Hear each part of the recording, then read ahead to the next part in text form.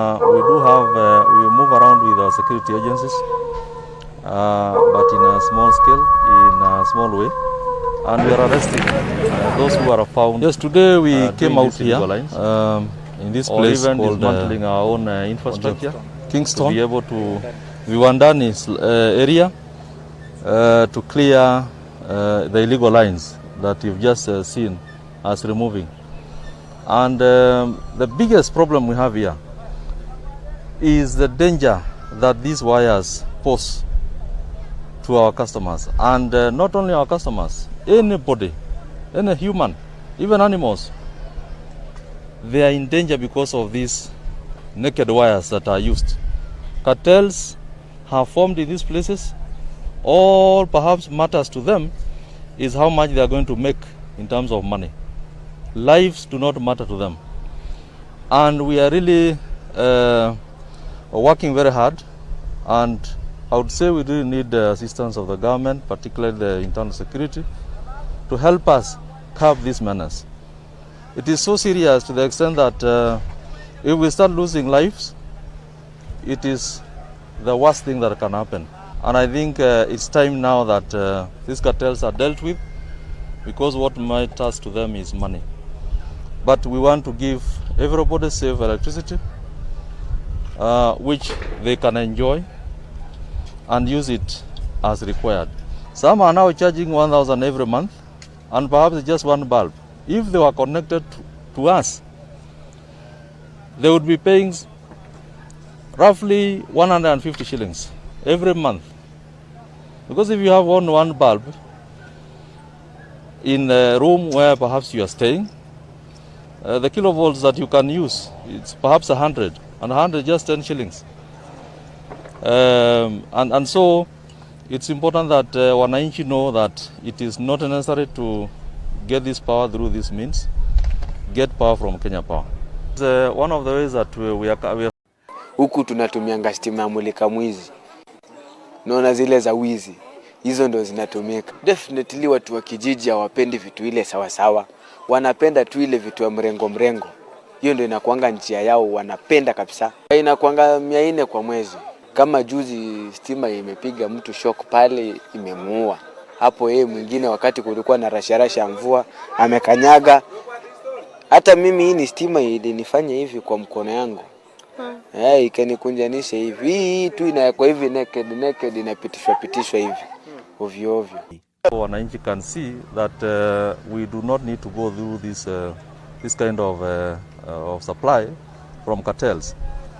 And we are also going to really do an elaborate program to come out and let wananchi know that it's good to have good non-life-threatening supply of power going forward. The challenges that this poses also is that it weakens the power supply that we give to our customers.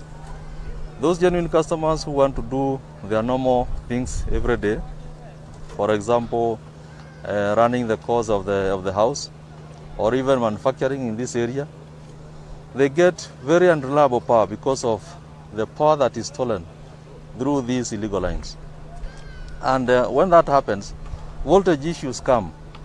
And when there is no voltage, the dips, you hear about dips in voltage. They are as a result of this problem that we're having here, where people are stealing. And that also causes unreliable supply of power. We are carrying out arrests. We move around with our security agencies, but in a small scale, in a small way. And we are arresting those who are found doing these illegal lines, or even dismantling our own infrastructure to be able to vandalize our installations, so that they can be able to do these lines. If you look down here, you can see the kind of wires they are using. Some of them are gotten from our own lines, vandalizing our own conductors to have this one wire. And when it is used as bare as it is, this is just by touching this, you'll just there'll be no talking. It's just a matter of seconds, and life is threatened by these kind of things. And so we are carrying out arrests and a very serious campaign to tell wananchi to avoid these kind of things. When you look at this wire, some of these wires are available in the shops, and some of them are vandalized from our lines. And wherever we get information about any of our employees who is colluding with the cartels, we deal with them, so long as we get the information. But the biggest challenge that we have is vandalism of conductor of our lines, because in some areas you wake up in the morning and you find several spans of conductor have been vandalized, and they are the ones which now they remove these struts to come and extend their illegal network.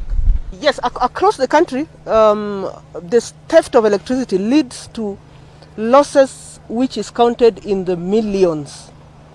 And therefore, by these actions, we are deterring actions that go in millions in terms of the electricity alone.